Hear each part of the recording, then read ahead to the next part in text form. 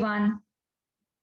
We are very happy to welcome you all for the 15th session of Consciousness 360-degree Conclave.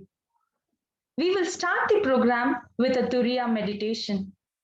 To guide us to practice meditation today, we have Professor A. Annapurni Madam. Professor A. Annapurni Madam is a retired Assistant General Manager from TNSC Bank. She is the Joint Secretary of World Community Service Center.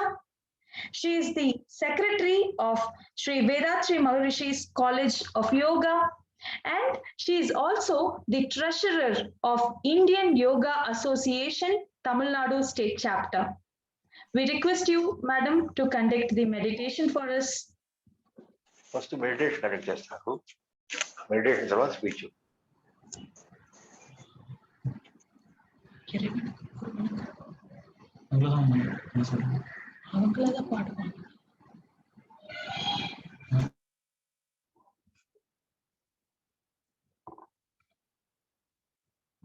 Professor Annapurni Madam. அம்மா இறைவனுக்கும் ஒருவனுக்கும் யாராவது பாடிட்டுமே. You can start with meditation, ma'am. Okay, thank you, ma'am. Pranam to all. Invocation: may the whole world enjoy prosperity, happiness, and peace. Be blessed by the divine. May we be guided by the grace of Guru. The atmosphere around us is being purified by the divine power. The atmosphere around us is being purified by the divine power. The atmosphere around us is being purified by the divine power. The divine power descends upon us and our body and soul are being purified. The divine power descends upon us and our body and soul are being purified. The divine power descends upon us and our body and soul are being purified. May the divine power protect us, guide us, and lead us day and night at all times, at all places, and in all our activities. Salutation to Mother, salutation to Father, salutation to our Guru Vedatri Maharishi. Meditation Duriyam. Start meditation at Apna.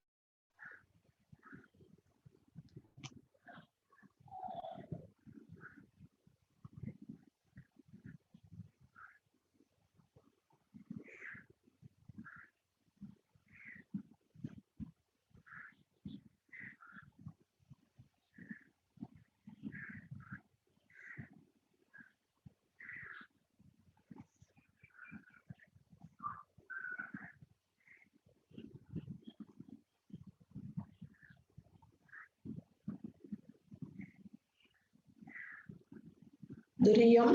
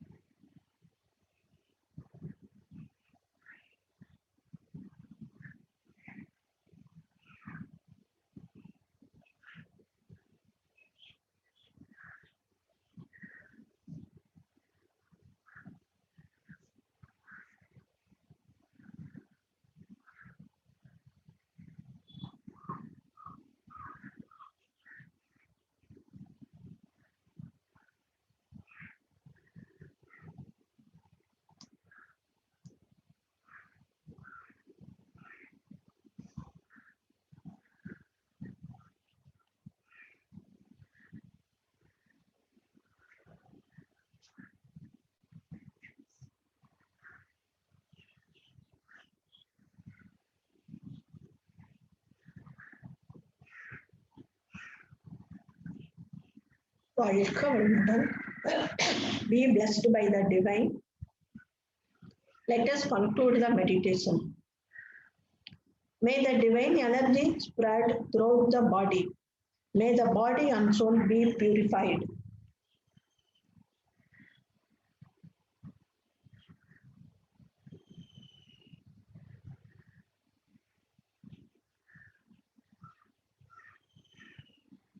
Auto suggestion. By the grace of divine power, we may enjoy good health, long life, enough wealth, prosperity, and wisdom. By the grace of divine power, we may enjoy good health, long life, enough wealth, prosperity, and wisdom. By the grace of divine power, we may enjoy good health, long life, enough wealth, prosperity, and wisdom. Blessings. Vedatriyam propounded by our Guru Vedatri Maharishi be blessed by the divine.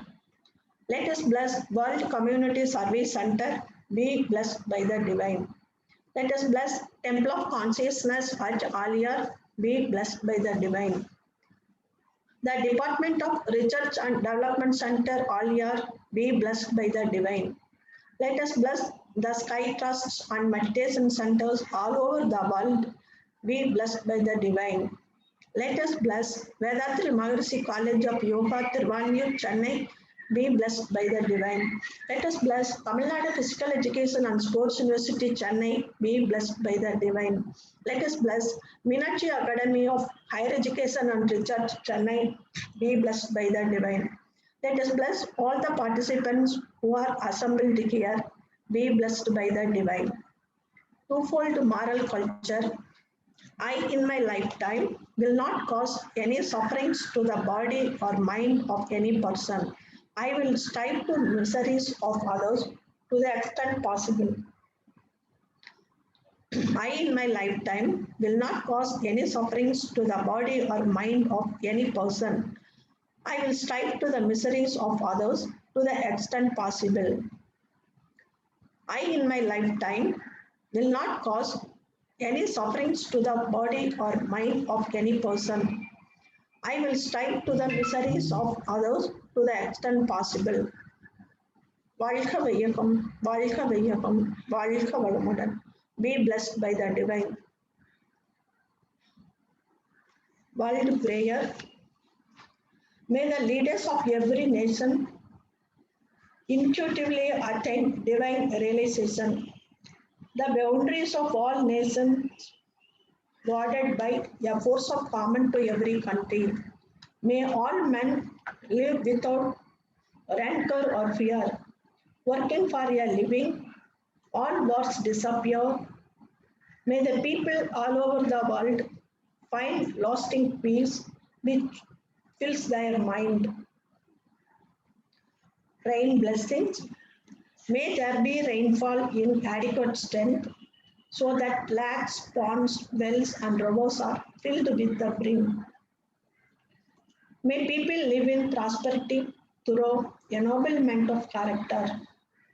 May there be a rainfall in adequate strength so that lakes, ponds, wells, and rivers are filled to the brim. May people live in prosperity through ennoblement of character. May there be rainfall in adequate strength so that lakes, ponds, wells, and rivers are filled to the brim. May people live in prosperity through ennoblement of character. வாழ்க வையகம், வாழ்க வையகம், வாழ்க வளமுடன். Be blessed by the divine. May peace prevail in us. May peace prevail around us. May peace prevail all over the world. Om Shanti Shanti Shanti. Thank you all. Over to you, Ma. வாழ்க வளமுடன். Be blessed by the divine. Thank you, Professor Annapurni Madam, for giving us an amazing experience. Consciousness 360-degree conclave. It is a weekly conclave to compile and consolidate Swamiji Vethathiri Maharishi's philosophies and concepts. Every week, we are driving in depth of different subjects and philosophies of Swamiji with a scientific research perspective. In this journey, R&D Department of World Community Service Center has come up with a successful 15th week on amazing topic, consciousness and magnetism. To inaugurate the session with inaugural address, we have today with us Dr. R. Ilangovan. Dr.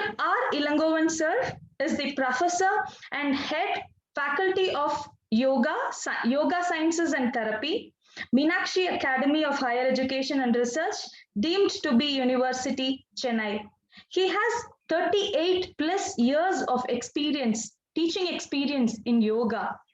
He is the secretary of Indian Yoga Association, Tamil Nadu State Chapter.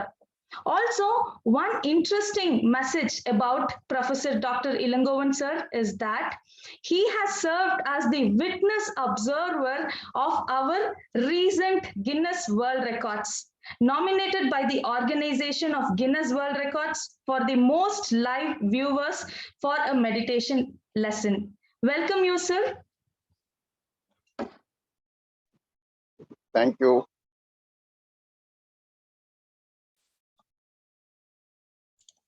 Yes, sir.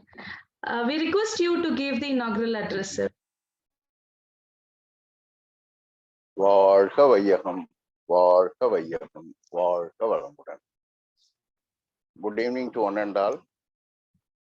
It gives me immense pleasure to be with you at this August gathering. First of all, my pranams to Vethathiri Maharishi ji, Swami ji, and our pranams to SKM sir, N.A. Perumal sir, K. Perumal sir, Chinnaswamy sir, Ramamurthy sir, Ravindranath sir, and also the others of Muttumani and Shubhavahini, and also Dr. Selvalakshmi, and particularly Dr. K. Satyamurthy sir, and others. A very great topic we had today. As you know very well, in ancient times, there was only one subject called as philosophy. There were no other subjects. Everything were studied in that one particular subject. And years after, so many subjects have been emerged. One among is psychology. That is born out in the later part of the 19th century. Psychology talks much about consciousness, and very particularly mind-related concepts. Yoga also talks about consciousness. It is an interesting concept that mind is. According to Tayumanavar, what he says on mind, somewhat it is easy to control a mad elephant. It is easy to overcome a bear. And also it is very easy to tame a tiger. It is very easy to ride on a lion. It is very easy to play with cobra. It is also easy to walk on water, live in fire, but it is very difficult to control the mind. That's what Tayumanavar says. Our Vedatri Maharishi also talks about mind much. According to many psychologists, there are 3 stages of mind. So if you go through the history of psychology, Wilhelm Wundt, a great psychologist, in the year 1879, he established first laboratory in psychology. And he gave a new meaning to psychology, is consciousness. Interestingly, after that, Sigmund Freud, around 1894, he asked a question on Wilhelm Wundt about consciousness. Wilhelm Wundt, you are telling that mind activities are controlled by consciousness. If it is so, what about subconsciousness? What about unconsciousness? That was the question raised by Sigmund Freud and another Austrian. They all became very curious about other aspects of the mind stage. As far as yoga is concerned, Jagrat, Swapna, Shushubdi, what we call consciousness, subconsciousness, and unconscious. For your kind information, consciousness, as you know very well, it is awareness.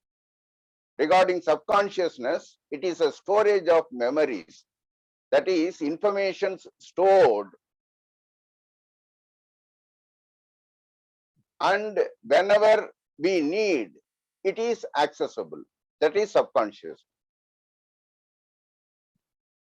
The information stored which can't be accessible is unconscious.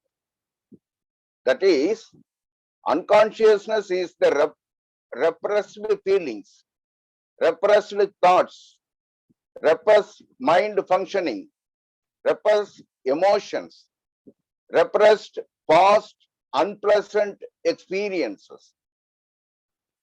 Almost it is like a toxin, wastage in our mind. So what Sigmund Freud told, that toxins can be purified, as our Annapurni madam told a few minutes back. She is a great yogini. That unconscious state can be purified into consciousness. That's what Sigmund Freud tells. It is interesting to note that we, the human beings in general, only 90 minutes in a day, 90 minutes out of 24 hours, we are conscious. All other times that we will be in some other state. 95% of our activities are being controlled by subconsciousness. Subconsciousness is million times powerful than conscious state. That subconsciousness can do 1,000,000,000,000 things at a time. That is the statistics of this subconsciousness. No need to tell about unconscious state. As far as yogic literature is concerned, the subconscious, that means the unconscious state will rest on our body just above the diaphragm. But we can't see that one. It is in astral body. So that all incidents, unwanted incidents, should be brought into consciousness. There, our Vedatri Maharishis simplified Kundalini Yoga practices and also Sattvic diet and proper sleeping pattern and biological clock, perfect biological clock would enhance that consciousness. For everything, the whole practices, for your kind information, in ancient times, that is, psychology is the subject born only in the later part of the 19th century, whereas we Indians talked about consciousness even during the time of Upanishads. That is greatness of India. So the unwanted wastages, toxins can be brought into, purified into the perfect one in conscious state through yogic practices and taking Sattvic diet. That is very much needed even nowadays. It is very much needed even during Corona time. So it is our duty to be in conscious state always. There, these practices, very particularly the simplified Kundalini Yoga and the diet pattern, what our Maharishi tells, pure food we have to take, perfect food we have to take, moderate food we have to take. So these things definitely will enhance our all other unwanted things into the right perfectiveness of this consciousness. It is for your kind information. That's what he formulated the practices. Very particularly, the unconscious state should come into consciousness means that we ought to do Kapalabhati and Nadi Shuddhi. That's what we are doing in our practice. Kapalabhati will remove all toxins in our body, physically and mentally. And Nadi Shuddhi purifies nadis and chakras. So physically, we can remove that can be unconscious state, can be brought into consciousness by following simplified Kundalini Yoga practices and Sattvic diet.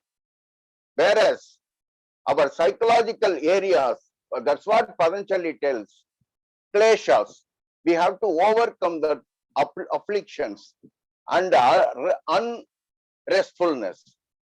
So these can be removed. The kleshas can be removed by again the practices of our Vedatri Maharishi. That we have to remove our ignorance, we have to remove our egoism, and also we have to remove our appreciating and oppressed concepts. We have to remove all our materialistic things. We have to remove attachments, too much attachments, and also we should not have the fear of death. So physically, physiologically, and psychologically, if we have to overcome that unconsciousness and subconsciousness, we have to go along with the path of Vairagya and Viveka. Vairagya means we should not aspire for materialistic things. Viveka means that we have to go ahead with right combination of our total well-being. So in these areas, we can be like a godly person, whatever Vedatri Maharishi teaches us. He talks much about this biomagnetism. Magnetism, according to him, is pervades everywhere, universal as well as biomagnetism. So this is a very good topic, and I know Dr. Satyamurthy sir is a very great genius, very great giant in spiritualism, and also a very great human being, gentle in nature, and a humanist in his attitude, and his speech will definitely impactful. So with these words, let us go for simplified Kundalini Yoga practices, and let us follow the preachings of our Vedatri Maharishi, and let us promote the world not only in all times, but also very particularly in this COVID-19 pandemic lockdown period. So let us embrace Vedatrium. Thank you very much. வாழ்க வளமுடன். Be blessed by the divine. Thank you, sir. Thank you so much for your inaugural address. Now we are getting into the core of today's session. Do we know what is the connection between all of us? Whatever we see around us in the universe is all connected. The one thing, if we understand what connects all other objects in the universe is magnetism. Swamiji says the awareness of magnetism only can give us the wholesome knowledge of universe and life. So to give us the speech on consciousness and magnetism, we have our Professor Dr. K. Satyamurthy sir with us today. He is retired as reader in history during 2011. He has published 35 plus books on yoga and allied subjects. The publications, important publications are Systems of Realization, Philosophy of Vedatri Maharishi, Upanishads and Ved Yoga, Teachings of Yoga, Yoga Philosophy, Therapeutic Yoga, Bhagavad Gita in Telugu, and so on. We request you to give the speech on consciousness and magnetism, sir. வாழ்க வளமுடன், வாழ்க வளமுடன், வாழ்க வளமுடன். I pray at the outset Vedatri Maharshi and seek his blessings to address you all about the simplified Kundalini Yoga. I also seek the blessings of Chilladamudi Amma, who was there between 1923 and 1985, and she was the mother of all. And I also seek the blessings of all the great souls who have worked with the yoga concept and introduced yoga as a darshana. Before going into the paper, I am very much interested in understanding the simplified Kundalini Yoga. Kundali eva bhave shakti. So what the Yoga Kundali Upanishad says, Kundali eva bhave shakti. Kundali means Shakti. Shakti means energy. Kundali is energy. Then what with yoga is concerned here with Kundali, and why this particular concept of yoga is to be understood? And Vedatri Maharshi had shown us a path which is leading us to the state of the Brahman, the state of the realization. And Professor Elangovan has very clearly told that all the toxins in the body should be purified, and the man must be reaching a level of a total trans-Puritan state. And in such a situation, how to understand the system of Vedatri Maharshi? That is the basic question. Because Vedadri Maharshi has not only spoken about magnetism, and he has termed the entire system as a journey of consciousness. It's a journey from the known to the unknown, journey from the sensory state to the transcendental state. It is a state wherein man can perceive himself not as a simple human being, but as a universal being. It is Vishwarupa. It has been very clearly told that it is a called state of Brahmakshema in Nyaya Darshana. It has been told, Tadabhayam, Ajaram, Amarcha Padam, Brahmakshema Vaptihi. The man is having fear, a fearlessness. The man is having disease, diseaselessness. The man is having death, deathlessness. That is a state of immortality, an immortality without disease, an immortality without fear. So that is what we call as Tadabhayam, Ajaram, Amarcha Padam, Brahmakshema Vaptihi. Man must cross the level of the disease and the old age. He must also cross the level of what is called as fearlessness. Then only man can understand what is the Brahman. This idea has also been told by Guru Nanak, Nirbhai, Nirvair. Bhagavan is called as Nirbhai. He is fearless. Nirvair, he is not having enmity. That lack of enmity, that lack of fear is very, very important for any student of yoga.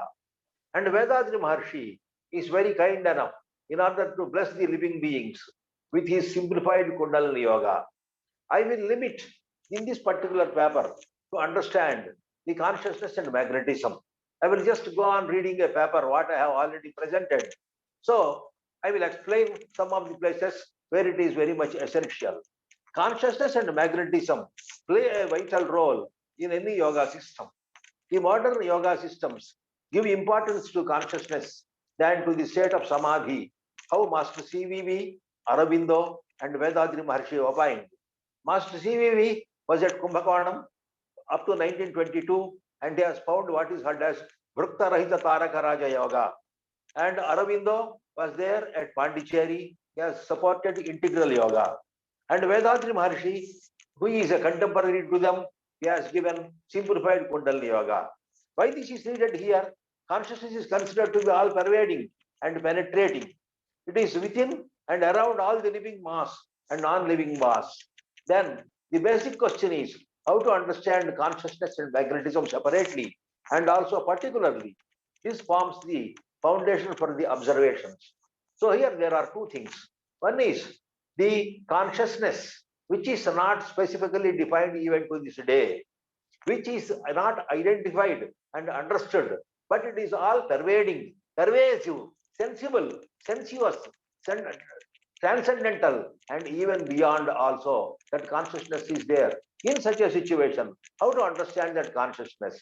And wherein magnetism has been told to be a principle by the physics people. They have identified the magnetism with having dispersion, deviation, and it is also having certain characteristic features with centripetal and centrifugal forces having the mass, energy functioning together. In such a situation, how we have to distinguish consciousness and magnetism? Why this question has come?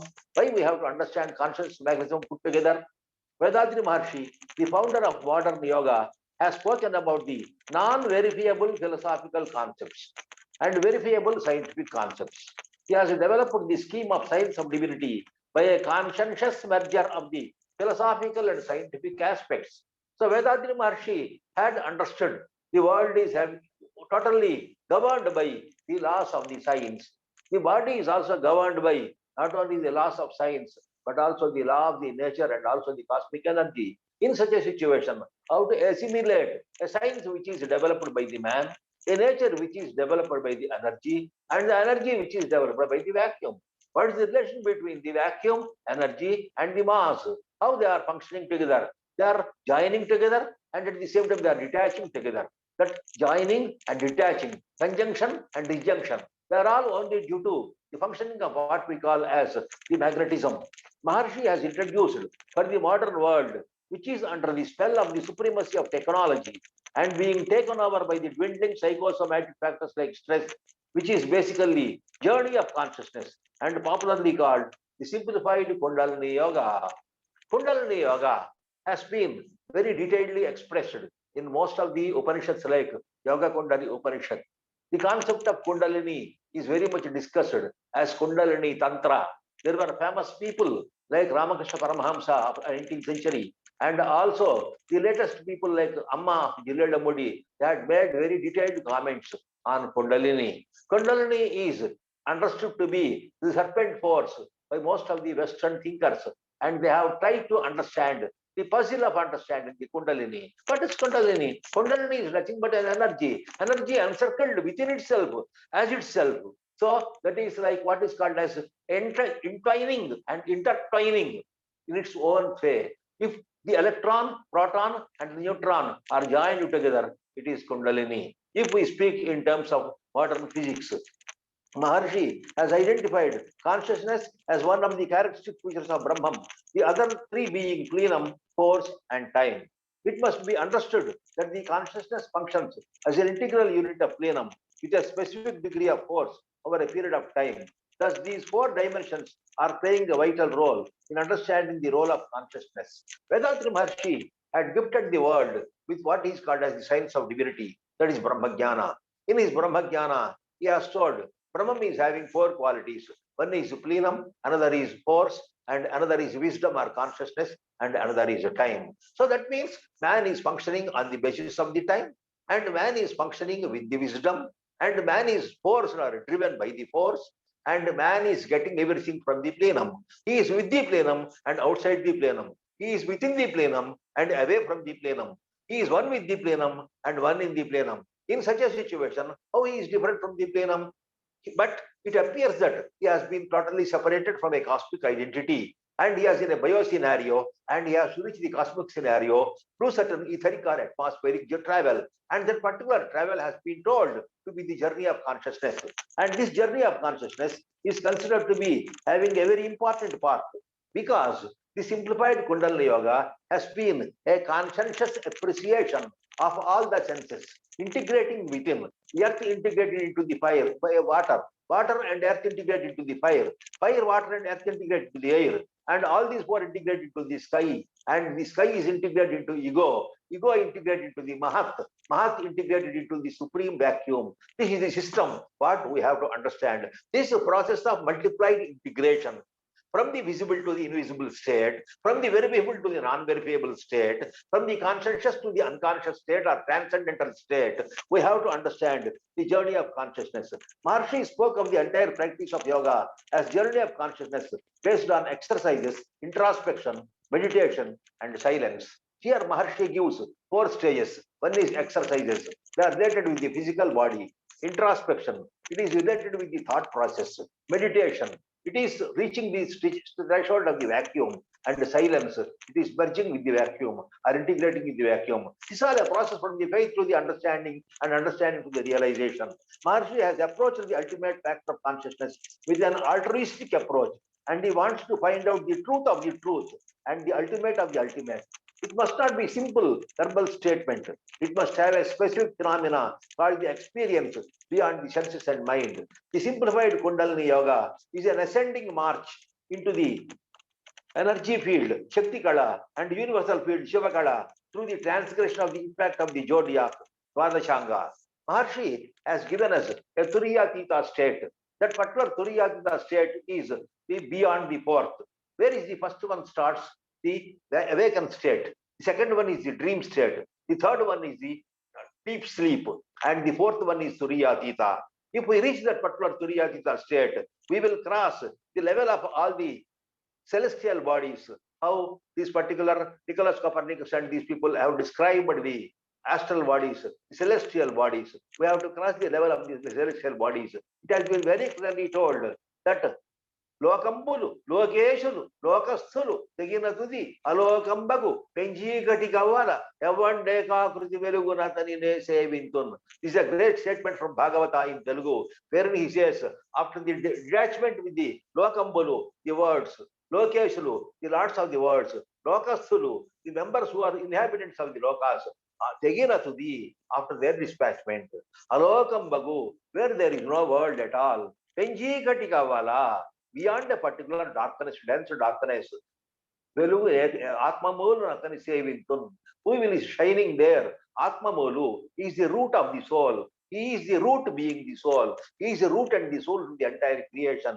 So, lokambulu, lokeshulu, lokasulu, teginatudi, alokambagu, penjikadivala, evan dekakriti velugu. Evan dekakriti velugu. He is not multiplied. He is not muted. He is immutable. He is akhanda. He is Chinmaya. He is Jnanamaya. And he is Anandamaya. He is Achala and Paripurna. And that particular state one has to reach. Lokambulu, Lokeshulu, Lokasulu, Teginatudi, Alokambagu, Benji Katikavala, Evan Deka Kurti Verugu, Atani Ne Sevintun.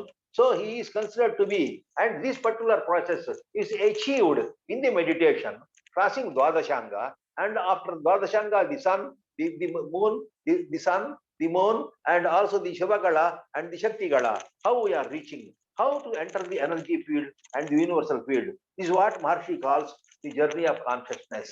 So Maharshi explains the simplified Kundalini Yoga, the journey of consciousness, which is considered to be nothing but from the awareness to the trans-awareness state, from the sensory state to transcendental state.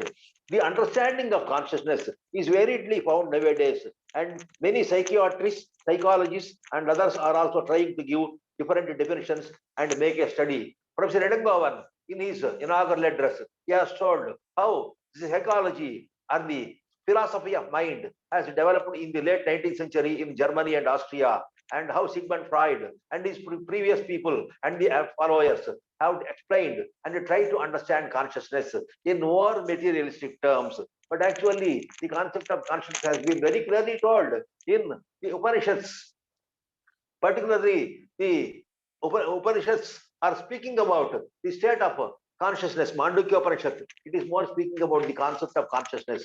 As this paper is basically related with the simplified Kundalini Yoga, the consciousness must be studied in a specific way. The first point we have to observe is that consciousness is said to be a quality of Brahman.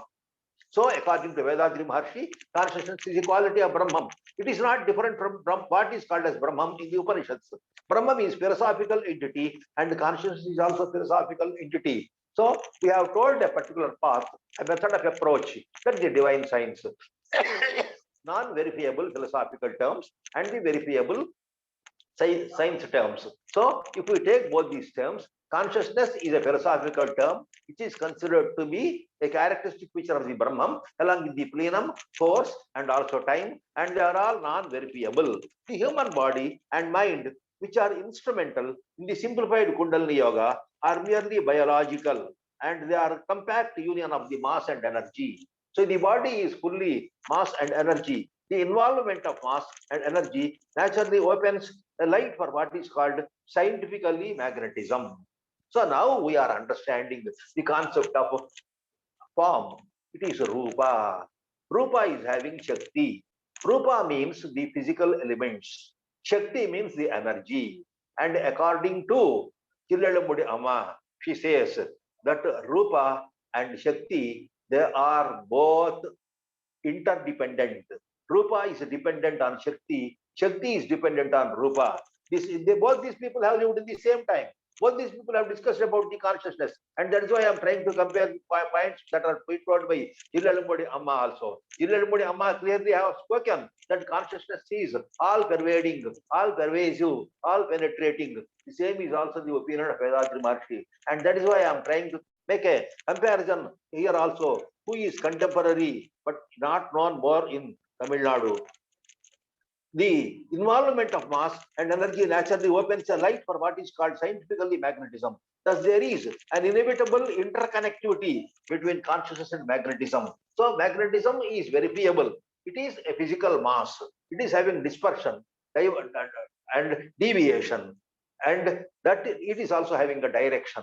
So, the direction, dispersion, and deviation are considered to be the characteristics of the magnetism. It is having attractive character and repulsive character also. Attraction and repulsion are also the function of the what is called as magnetism. And here, Vedadri Maharshi has clearly distinguished magnetism as biomagnetism and universal magnetism. He has identified that universal magnetism is penetrating, permeable, permeating, divine fluid. It is a divine fluid. So universal magnetism in the state of the divine fluid, when that has been brought into the level of a biome, a biological entity, in the framework of the solid mass, then it is limited and it is subjected more to repulsive activity. So biomagnetism is more repulsive. All the knowledge what we are having through the senses, all the tastes what we are having through the material, all the fears of death, all the fears of worry, disease, health, all these things are nothing but the variants of biomagnetism according to Vedadri Maharshi. And we are consciously feeling with this body and also with the mind and within the mind and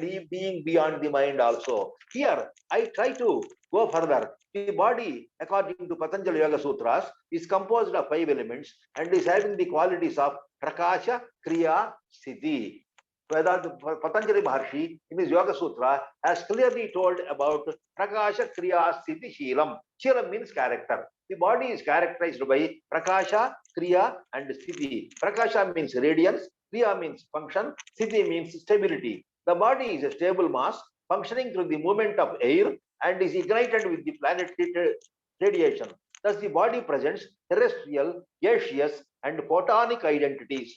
The force behind the three can be called consciousness. See, the body is having a terrestrial identity because the entire is called as Annamaya Kosha or Pranamaya Kosha. Is all terrestrial and it is covering with what is called as the physical mass. The food what we take, the water what we take, it is all physical mass, and the air is also physical mass, but it is somewhat lighter than the physical mass what we are having. So it is gaseous, and the light we are seeing with the eyes is called as photonic mass, and that is why terrestrial, gaseous, and photonic identities. The force behind the three can be called consciousness.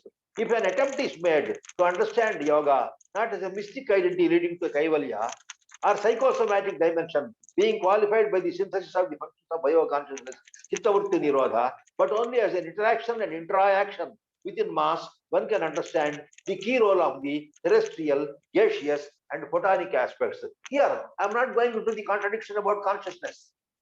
I am not going into the consciousness about Chittavritti Nirodha, because most of the people have clearly understood that Patanjali Yoga Sutras are not properly understood in 20th century or even earlier also. Even by the time of Swatma Rama, who has gone for Hatha Yoga Pradipika, he has clearly told, Prantya Bahumatad Bhante, Raja Yoga Majanataha, Prantya Bahumatad Bhante, Raja Yoga Majanataha. Due to the illusion created by different opinions, one is failing to understand what is Raja Yoga. This is the condition which is clearly mentioned in Hatha Yoga Pradipika by Swatma Rama. If that were to be the situation in 7th century AD, when the people are not in a position to practice and understand Patanjali Yoga Sutras, how 20th century people or 21st century people can understand Patanjali Yoga Sutras and practice? But Patanjali has clearly identified, vividly understood the functioning of the Chitta, Chitta Vritti, and the need for the Chitta Vritti Nirodha, and also told for to reach the Kaivalya. But the path is not suggested there. It has become a contradiction.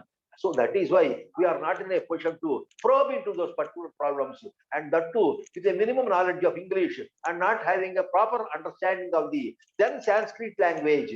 We are failing to understand many a time Patanjali Yoga Sutras, and that is why the masters like Master CVB, Aurobindo, Vedadri Maharshi, they have all come forward to help the human people with the modern methods of yoga, and of them the Sky Yoga is speaking about the terrestrial aspect, the gaseous aspect, and the photonic aspect. The eyes are looking at, it's a radiation cycle.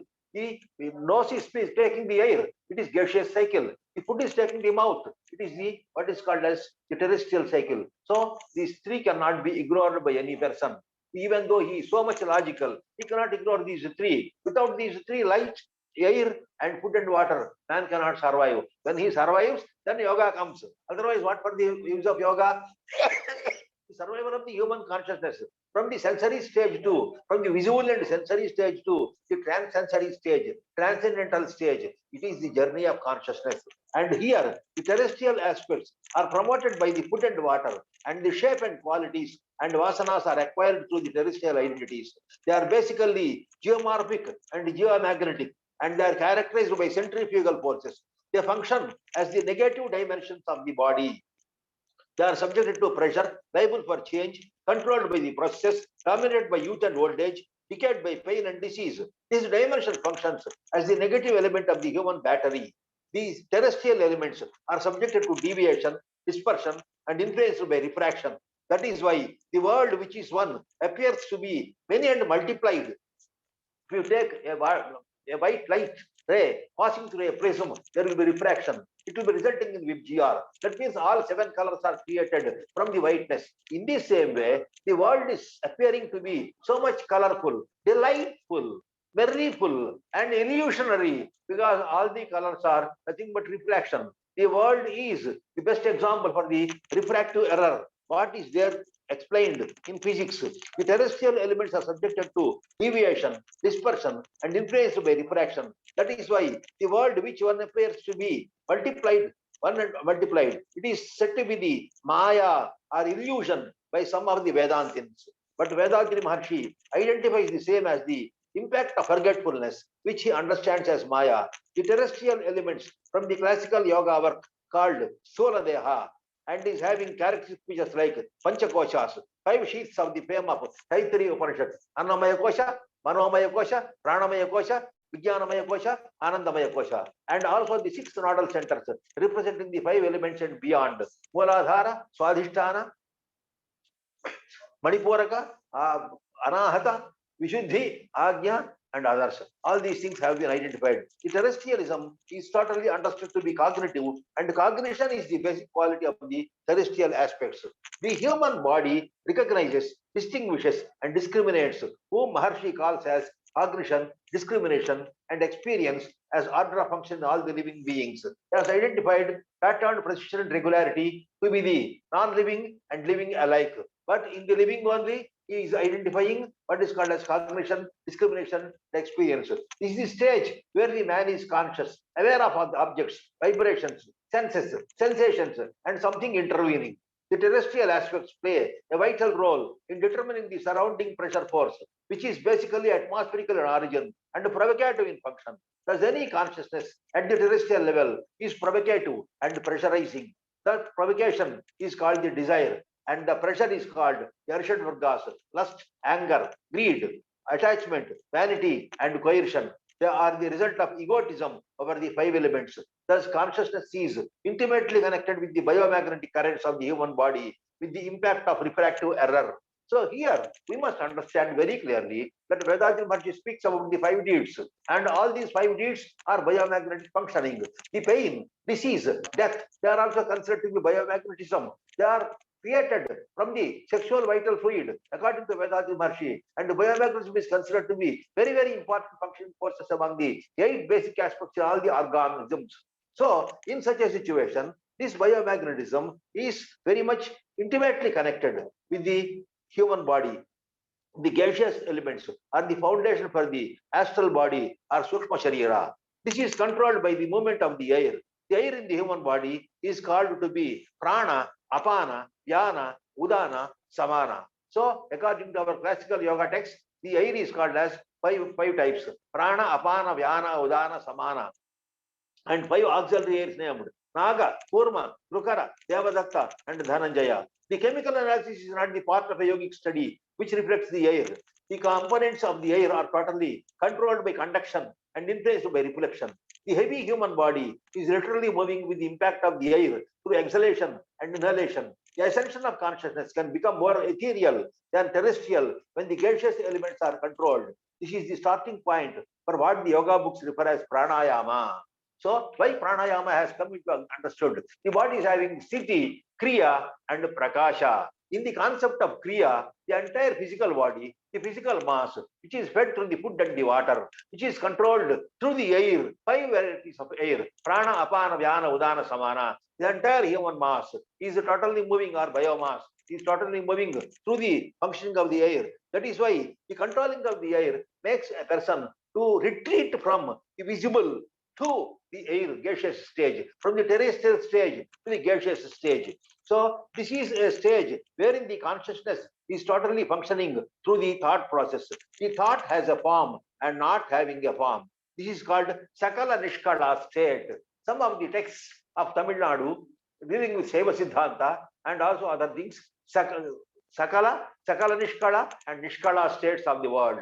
Sakala means which is having all the three qualities, all the forms, all these things is called as Sakala. And Sakala Nishkala means which is having the qualities of Sakala and Nishkala also. Nishkala means which is formless and qualityless. So the Sakala Nishkala state, the air itself vibrates. The micro vibrations of the air channeled and institutionalized can distinctively influence the process of ascension of energy by controlling the consciousness. The gaseous elements always play a vital role to carry the magnetic imprints. The thought is also a magnetic variant. Here, the thought is a symbol but not sign. We must understand there is a difference between sign and the symbol. Being a symbol, it creates a sense or force to identify. Being a force, the same drives through a process to deal with the sign. I am looking at a fruit. When I am looking at a fruit, I am directly connecting with the fruit. But when I am thinking of the fruit, even though I am not seeing the fruit is there within the body. There in the mind, it is symbolic. There as a fruit, it is a sign. The relation between the sign and the symbol is the functioning of the thought process, wherein the sign is attracting the symbol. This is called as the functioning of the repulsive force of the biomagnetism. On the other hand, if you retreat from the sign to the symbol, it is called as Uparamana state. That Uparamana leads to a functional identity, what is called as Upajanana, leading for the enhancement of or escalation of or the ascension of the energy or consciousness from a terrestrial level to the celestial level, from the sensory level to the transcendental level. The gaseous element always plays a vital role to carry the magnetic imprints. The thought is also a magnetic variant. Here the thought is a symbol but not sign. Being a symbol, it creates a sense or force to identify. Being a force, the same drives through the process to deal with the sign. The sign is physical and terrestrial, and the thought is symbolic and magnetic. The magnetic circuit of the thought is very much powerful. The cycle of thoughts vary from beta, alpha, theta, and delta. The concentration of the consciousness in the gaseous level naturally reduces the activities of the sense organs and motor organs. Yet the human being is sensitive, sensual, and sensuous. Even though the man is away from the visible, even though he wants to disassociate from the visible, even though he wants to get detached from the visible, his thought will not allow, because the thought is a symbol. It is symbolic of what we see, what we feel, what we try to understand, what we try to transgress or transcend or bypass. So that particular thing, it is, yet the human being is sensitive, sensible, and sensuous. Most of the imbalances in the thought level are nothing but short circuits of magnetism in the gaseous mass. So Vedanti Maharshi speaks about the short circuit of biomagnetism and he calls it as pain. In the same way, when that particular biomagnetism takes a short circuit in the gaseous level, it is the thought. The classical yoga texts identify the function of this gaseous level as kriya or action. The same is also called as a state of dream, swapna, which is said to be one of the 4 stages of consciousness. When we try to understand the same in terms of yoga for modern age, the gaseous level represents a psychosomatic dimension qualified by thought process and which in turn constitute what the yoga text called chitta. So here the word chitta requires more explanation. Most of the people try to translate the word chitta with the word mind.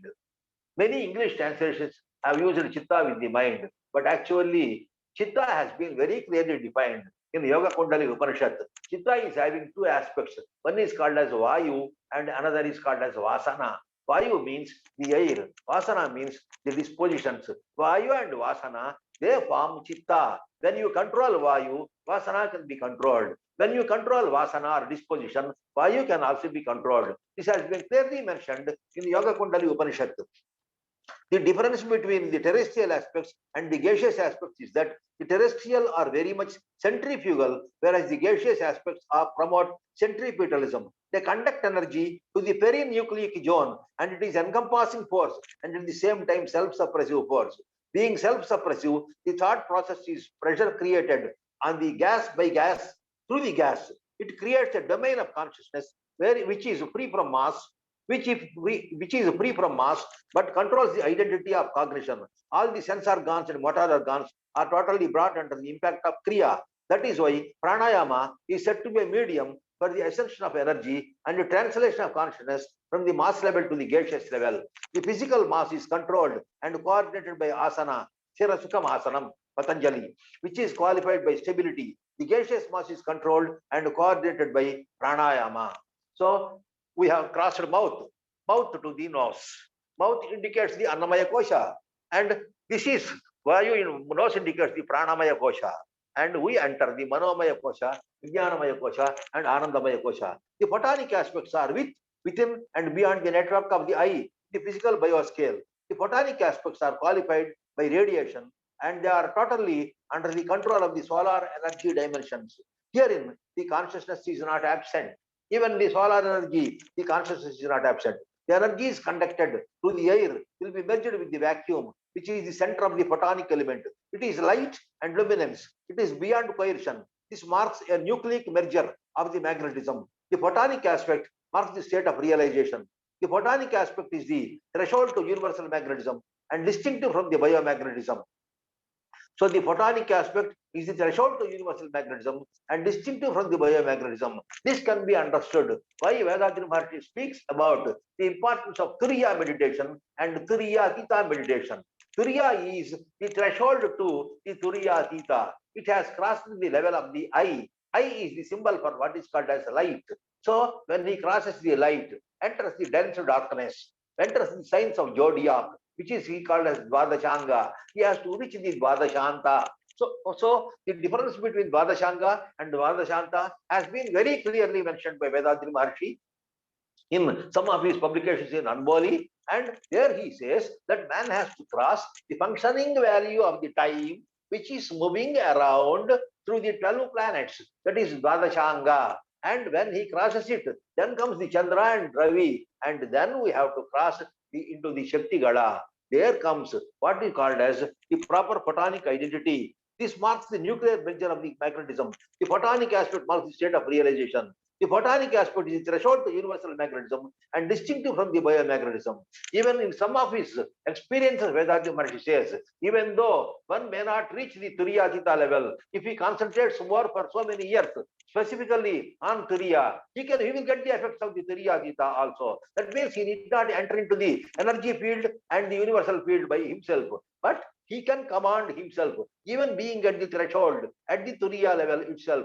He can get the result of the Turiyatita meditation also. The human being has consciousness even in this state. It is called the divine consciousness because it is not intervened by the impact of the mass and energy. In the photonic aspects, the magnetism is undivided and the same is pro-nucleic in nature. This is called Karshana state. This is called as Karshana. Karshana, one who makes that Karshana or coercion is called as Krishna. So the word Krishna has come from the root Karshana. Here, the surrounding pressure and suppressive pressure equated and the frequency of force cannot be giving wider degree of dispersion. Even though the thought exists at this level, the same is not translated in terms of gaseous or terrestrial aspects. This is called as Amanaska. There is a tradition which is spoken in yoga, Sankhya, Taraka, and Amanaska. What you are describing is called Sankhya, with which you are describing is called as Taraka, which is both beyond is called as Amanaska. When these three are put together, it is called as Paripurna.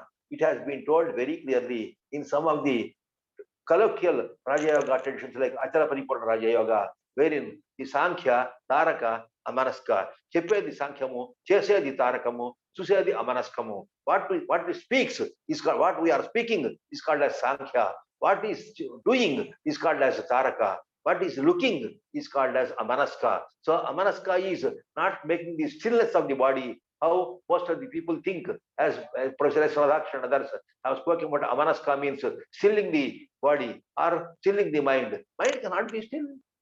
Thought cannot be stilled. Thought is a process, it's a movement, it's a wave of the energy. It's Kundalini working beyond and beyond and within the body limits also. So this is a state of realization and totally and non-conducive of any variant matter. The photonic aspects are considered to be the true dimension of knowledge, and this is the reason why the Upanishads try to claim Tamasoma Jyotirgamaya. Let me be led from the darkness to the light. This is a journey from the levels of shadow to heat and then to light. The terrestrial aspects speak of shadow and awakening state. The gaseous aspects speak of heat and dream state. The photonic aspects speak of state of sleep and light. Thus, consciousness to magnetism speak of a journey from terrestrial to photonic aspects, cognition to knowledge, shadow to light, and faith to realization. My dear friends, this is a modest presentation. I am not a deep student of Vedadrian system of philosophy, but I have tried to understand and present how the concept of consciousness can be understood in the identity of the magnetism told by the scientists. And if we understand in one or two words, if we know aware with your human body, it is magnetism. If you are trying to interact with the psycho and trans-cycle psychic identities, it is called as consciousness. Consciousness is all pervading. It is not having a form, but it is symbolic. It is beyond everything. It is beyond everything, and within everything, and with everything, and being everything. So it is the sign and the symbol. It is the Sankhya, Karaka, and Amanaska also. And I thank the organizers, particularly Dr. Ravindranath, the head of the Department of Research and Development Organization. And I seek the blessings of Dr. Anya Perumal and K. Perumal and Maidanandan also. So with all your blessings, I try to say that one important thing, you understand that you are a divine conscious. Bio-consciousness is the outer circle of the divine consciousness. If you have that divine consciousness, you can enjoy the Turiyatita state, even in Turiya state, how Vedadri Maharshi has clearly mentioned in his experiences.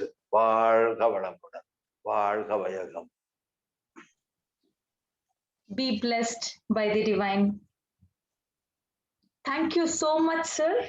What a great universal travel that you have taken us through. The travel of consciousness from different aspects, from the universe to the human, from Patanjali's yoga text Chittavritti Nirodha to Swami Swatmarama's Hatha Yoga Pratipika, and from Annamaya Kosha to Anandamaya Kosha. All of us are really dwelling into the Anandamaya Kosha now. So thank you for giving us this wonderful experience. We thoroughly enjoyed it, sir. Now I request Dr. Selvalakshmi Madam for concluding message. So to introduce her, she is the Assistant Professor and HOD, Department of Yoga, Tamil Nadu Physical Education and Sports University. Madam has published 3 books, 35 articles, and 30 plus research papers related to yoga. So we would like to hear the concluding speech by Dr. S. Selvalakshmi, Madam. Over to you, Madam.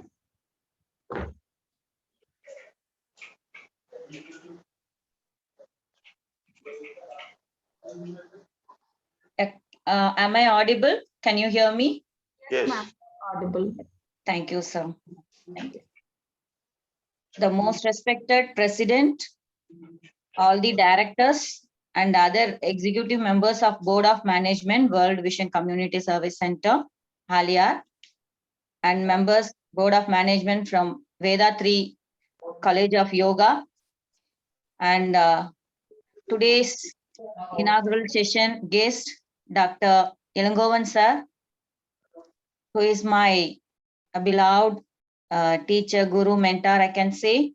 And today's guest, Dr. Satyamurthy sir.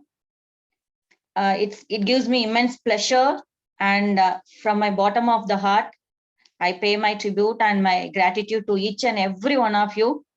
If I would have missed anybody, it is not by intention.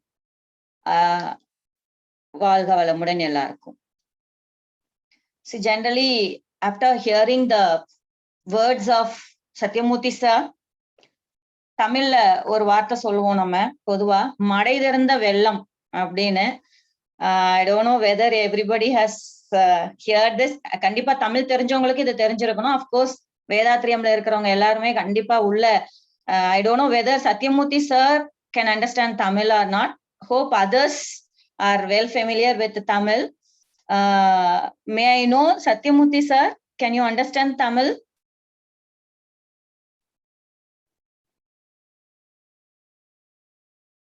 Satyamurthy ஐயாவுக்கு தமிழ் தெரியுமா? Anybody? Okay, anyway, மடை திறந்த வெள்ளம், மடை திறந்த வெள்ளம் அப்படின்றது நான் கேள்விப்பட்டிருக்கேன். student, I have been a student, I have been a teacher, and of course, I have been a speaker for various sessions. I have been a guest in various thing. But to be frank, this is the first time I felt it. In my 40 years of age, I have heard a lot of inspiring speeches, motivational speeches, and everywhere I have heard about each and every speaker, they will be very, very good and they will be very sound in their related area or their subject. But he is the man who I admired that. And the Madaidiranda Vellam abdingiradhukku the best example I can see. I don't know whether in my lifetime, whether I'm going to see some other person with his experience or not. Anyway, I have been blessed today by the divine to be the concluding speaker. For that, for the recognition, once again, a great thank you to you. Generally, in this COVID, we were advised to take many precautionary measures like taking like kashayam and other precautionary medicines, the homemade medicines. See, generally, if we want to prepare a kashayam, we will be adding what are all the medicinal herbs or something like basil leaves, betel leaves, ginger, etc., cumin, pepper, etc. If it is only a 3 or 4, it gives a great value for that kashayam or that medicine or that herbal drink. That itself, it will be giving us lot of immunity or lot of health benefit to us. Let us think over if what are all the medicines it has been or the herbs which has been advised by the doctors, when it is not easy for us to get all at the same time. One or the other way, we will be missing 1 or 2. Let me say, for example, if a doctor advises to take 10 herbs at one time, then only it will be given that kashayam or that herbal drink is going to give us a great value. Fortunately, if we get more than that in the sense, more than the 10 or 12 medicine, what will be the feel or what will be the effect, what will be the benefit we get out of it is what we have. I am not directly connected with Vedatriyam, even though I do understand something about Vedatriyam, the basics. But I'm a lay person for consciousness and magnetism. Whereas now within this half an hour or 45 minutes, I am able to say what is consciousness. This shows the knowledge of this great legend, Dr. Satyamurthy sir. I think he deserves to be a history teacher. He deserves to be a history teacher, and no doubt. And he would have been a great history teacher, and he would have produced a lot of history teachers as well. I think so. And why I'm so particular about him is, if we want to say something, we will be having the pickups from here, there, etc., the moderator, she also very clearly she explained that he has taken us across the globe, across the universe, across the texts, starting from Upanishads and to Hatha Yoga text. And here from Master CVV Aurobindo and then Guru Nanak, etc., Ammaji, many. And he has never left over anything. No, he has never left over anything for me.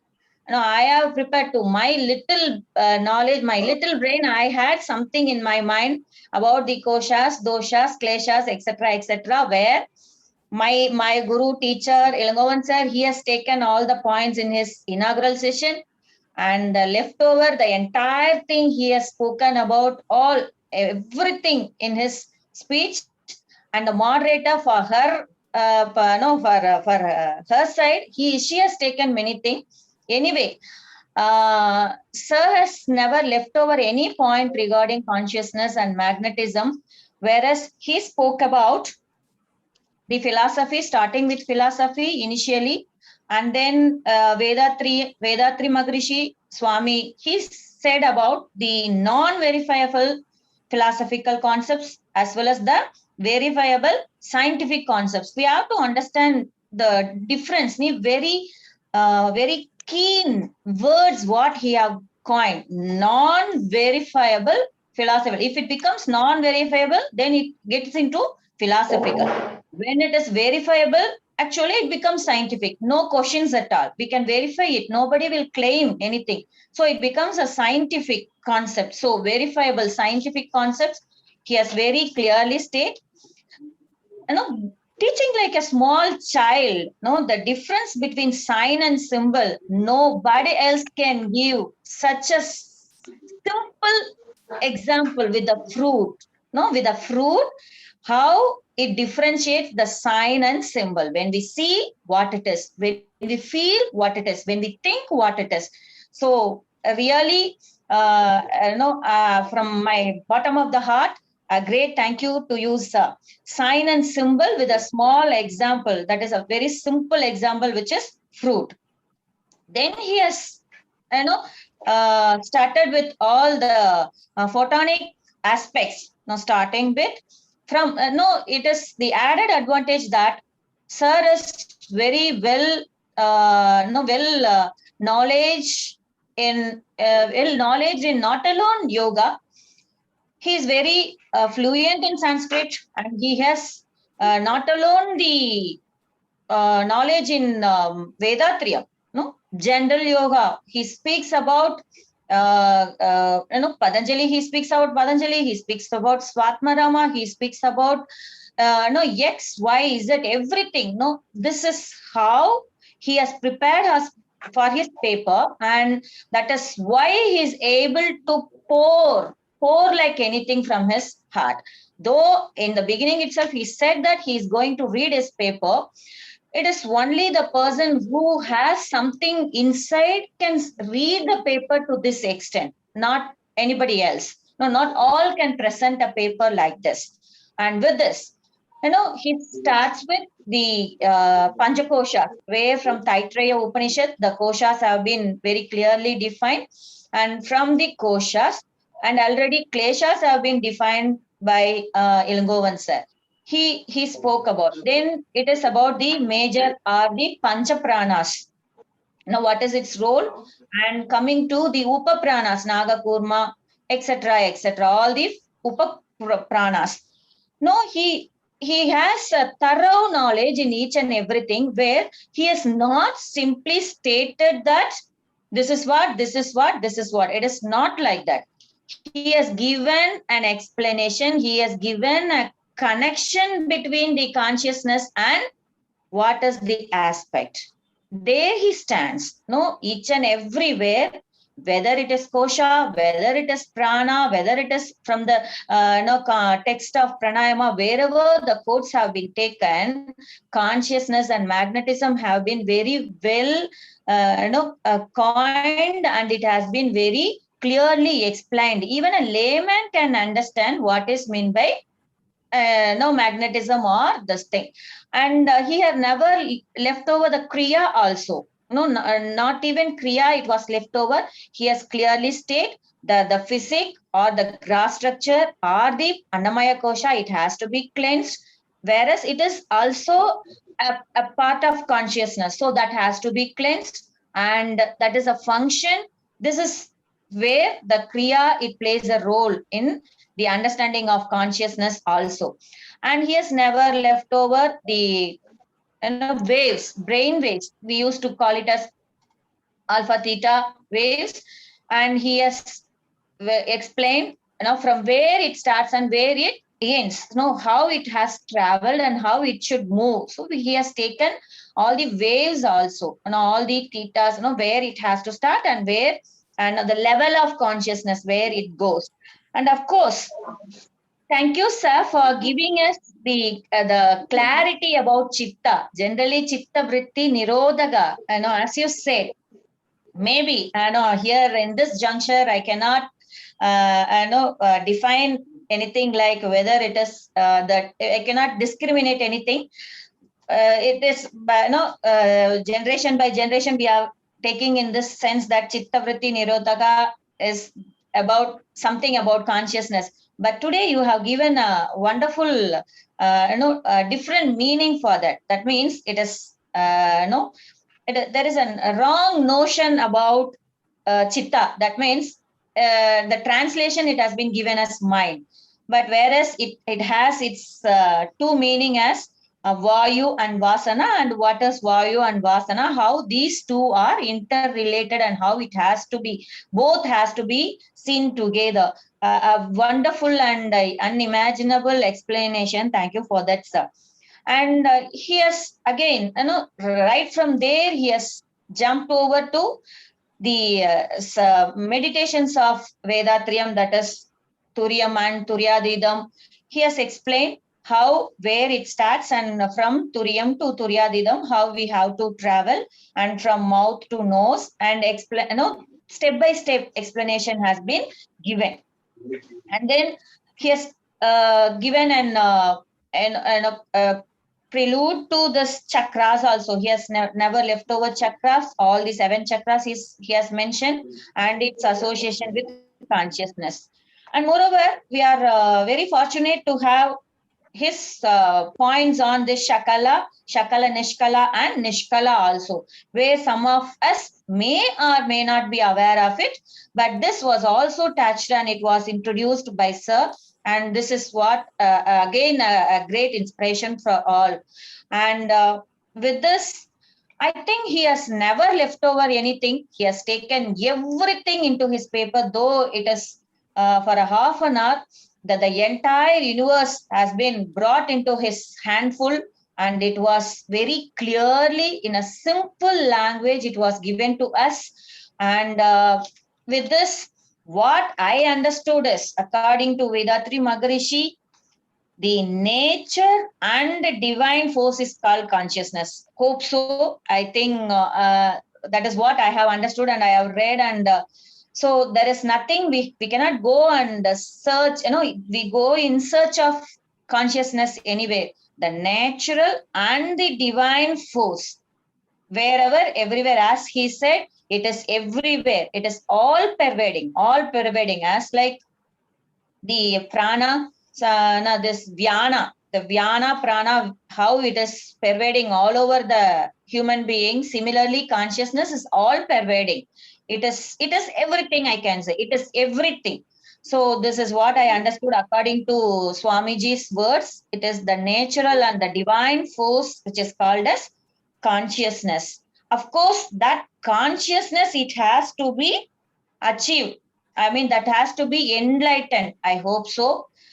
For that enlightenment of this consciousness, which we call it as the natural and divine force, that has to be enlightened. That enlightenment consciousness is what the purpose of life, Vedatri Maharishi said. That is what I understood. So that purpose of life can be achieved through practice of Kaya Kalpa Yoga. This is what he is trying to say, and he is he has given it to the humankind in his journey of consciousness, I believe. And with this, I can say that practicing simplified Kundalini Yoga, Kaya Kalpa Yoga, and everything is going to take us to the higher state of consciousness. And with this, I thank each and every one of you and all the divine souls present over there who had given me a chance to be a part of this program and for recognizing me to be a speaker for this program. Thank you, one and all. Thank you so much. Thank you so much, ma'am, for giving a conclusion message, covering all the messages from Dr. Satyamurthy here. Thank you so much. Now, there are some, thank you, ma'am. There are some announcements. There is the link of WhatsApp group that has been put in the chat box. Whoever want to know the next programs and whoever want to travel with us in this journey of consciousness 360 degree, weekly conclave. You can join in this WhatsApp group and you will get all the informations in this WhatsApp group. And secondly, you have the feedback form link that is now put in the chat box, and you can give your feedbacks so that this feedback will help us to improve and learn more from it. And we also have YouTube channel which is called Vedatri Maharishi Kundalini Yoga Digital Consciousness 360 WCAC R&D. This YouTube channel link is also placed in the chat box. You can go through all the previous recordings, previous sessions in the YouTube. So this will be helpful for you all. Thank you. Thank you so much. Now, I request our Dr. Rabindranath Iyer to give the vote of thanks for today's Amma, session. before that, question and answers. Oh, sorry. We will have the discussion. We will have this session open for discussion. So whomever has a question can raise your hands.